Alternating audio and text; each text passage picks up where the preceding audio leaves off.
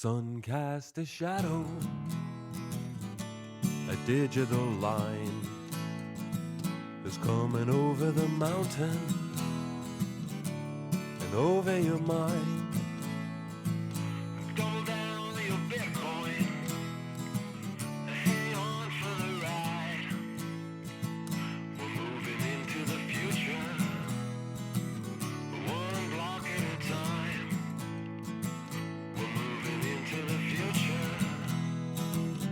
one block at a time. Welcome to Once Upon a Coin, documenting the ongoing history of blockchain and cryptocurrency. And as always, I'm your storyteller, Jason Casti.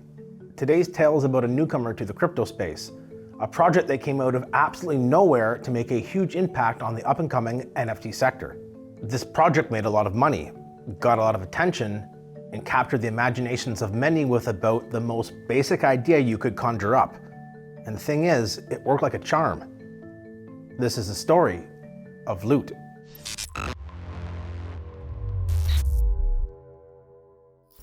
Let's kick things off by addressing the basics here first.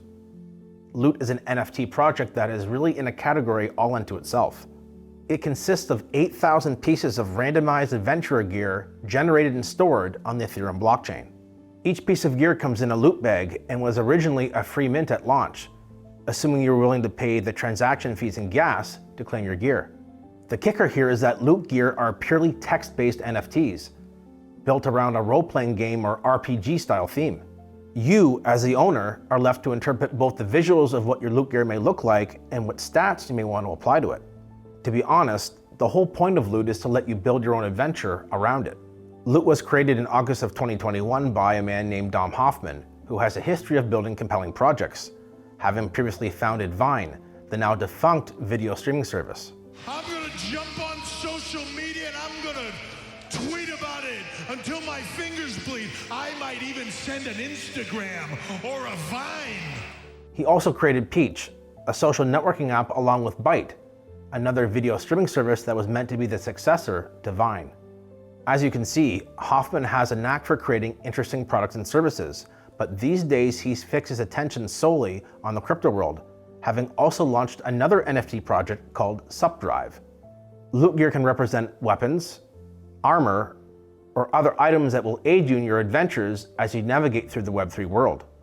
To be clear, loot gives you a framework to build a game around using the gear, and because it doesn't come with any predefined stats or visuals, you get to decide how, when, why, and where it's used. Loot has no team or company behind it, making it the perfect blank canvas for people to come in and build around it as they choose. It's also somewhat uncensorable, as you won't have anyone upset that their art is being reused or appropriated. And with no copyrights or trademarks to worry about either, with loot, what you see really is what you get. And that isn't a whole lot, which is kind of the whole point of loot in the first place. So how was loot received given that it was a free mint at launch? Well, the NFT community went absolutely bonkers for it, sending the price of a loot bag to some crazy heights. Keep in mind, the project was launched right around the peak of the great bull market of 2021, this being the first time that NFTs were put center stage. With all the money pouring into the industry around this time, if you had a cool idea and were willing to take a risk by putting it out there, you could find your life changing in ways that you couldn't imagine if the public was picking up what you were putting down. And this was the case for loot. People just loved it. All right, so there's this whole insane loot phenomenon that has gone on, and it's really important, I think, as a concept. We don't know if this particular loot thing is going to be the thing that it promises to be, but people have gotten really excited about it, and it's taken the NFT, Twitter sphere, DeFi people by absolute storm. Within weeks of its release, the project was becoming a hot topic, and the concept of loot being the foundation that you can build exciting Web3 games on top of was well received by the public. There were some critics too, of course, with the main arguments being the clear lack of visuals and direction. So basically, you either got loot and accepted it for its simplicity, or you rejected it and were probably more comfortable with the traditional NFT project that tried to give you everything up front. By September, just 1 month after its release, the floor price for a loot bag was going for 13 Ether. And with 1 Ether going for 3,400 US at the time, That meant to buy a loot bag, it was gonna set you back a whopping 44,000 US dollars. And that was just to get your foot in the door. On September 2nd, a loot bag sold for, get ready for this, 250 ETH, or just shy of 1 million US dollars at the time. Like I said, this was a bull market, and when you've got FOMO fever, wild stuff takes place. Fully embracing the community spirit, Will Papper, co-founder at Syndicate DAO, decided to add some fuel to the creative fire when he launched an ERC20 fungible token called Adventure Gold. Each unique loot bag was assigned 10,000 tokens, so as long as you actually owned a loot bag, you were now getting some pretty sweet free coinage. Loot now had its own currency, created by someone who had some established credibility in the industry. With so much money pouring into the project from the very start, in part due to Hoffman's incredible timing, there was now only really one direction to go, and that was down. To illustrate this point, September of 2021 saw Loot conduct a ridiculous 221 million US dollars in trading volume. But just 1 month later in October, that volume dropped all the way down to $12 million, constituting a 95% crash. So, if you're one of the lucky few to grab a loot bag at the start during the free mint, then you did incredibly well here. However, if you came to the project soon after and made a purchase on the secondary market, then you are now likely in a world of financial hurt. Exhibit A for this meltdown can be found by looking at the following tweet from Kal Samani, one of the managing partners at the investment firm Multicoin Capital. Samani proudly exclaimed that he had purchased 8 figures worth of loot gear, or 10 million US dollars plus. Naturally, this situation created a lot of bag holders, no pun intended. And while Hoffman didn't promise anything extravagant with the project, given the amount of crazy FOMO that took place early on, it basically set the stage for some major expectations from loot holders, even if that was just a sellout at a higher price. The community wanted to know when all these Web3 games were coming, given that loot functioned like the Lego pieces for the NFT gaming space. The problem is that this was just too early for something like that to be taking place on a major scale. Hoffman himself even acknowledged that the hype train may have left the station a little bit prematurely when it came to loot. This free fall in prices coincided with the final days of the bull market. In retrospect, many people were able to identify that loot had snuck in right before the ending of the market action, leaving most investors on the wrong side of a high-stakes financial game of musical chairs. Community members stepped up once the realization hit that to bring long-lasting value to loot, some real innovative applications for it would first need to exist. This helped inspire such creations as Realms, a collection of games meant to utilize loot. Others took a different approach with the advent of Loot's first dungeon map project called Crypts and Caverns.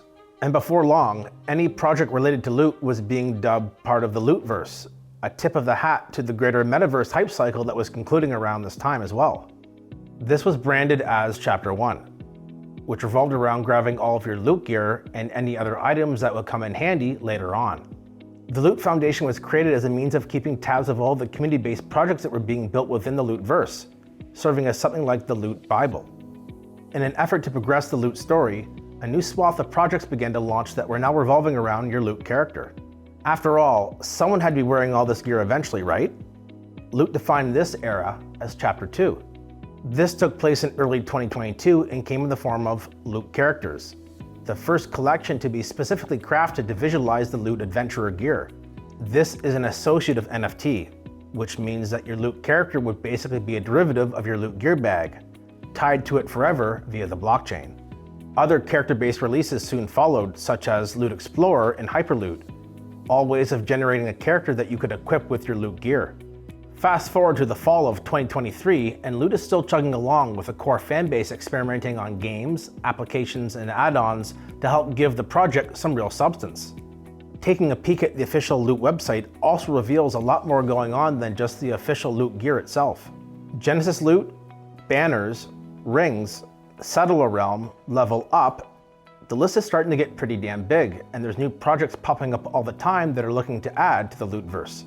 2 years in now, and the project continues to find innovative ways to bring creative ideas forth that help bring utility to Loot characters and gear. Loot's weakness is also its strength. Because there's no dedicated team or a massive reserve of funds that were raised from an ICO or a VC, the onus for seeing Loot succeed long-term is squarely placed on the community itself. If the general feeling is that loot was just a flash in the pan, then the project will almost assuredly die. However, if, as we're seeing so far, a core group of fans are willing to get their hands dirty and roll up their sleeves, then the project has a real chance. So you're telling me there's a chance? And that's because we'll see more features released that will help flesh out what is fast becoming a real ecosystem forming around loot. Here on the show, we look at projects, people, technologies, and events that have made a serious impact on the industry. And being a historical documentary series, that often means that there's several years of history for us to unpackage. Loot, though, is a bit different. It's a relatively new entrant into the collective consciousness of the blockchain space. So, while the project hasn't had much time to accrue very much XP yet, if it keeps grinding away like it has so far, there's a real chance that it becomes a fixture of the Web3 gaming space in the future. For myself, this type of quirky offering really intrigues me. This industry produces a lot of crap at times, but it also produces some pretty cool stuff once in a while. And this is how I see loot. No AAA gaming studio was ever going to be producing a product like this. This was only ever going to happen in our corner of the universe, or should I say, Lootverse.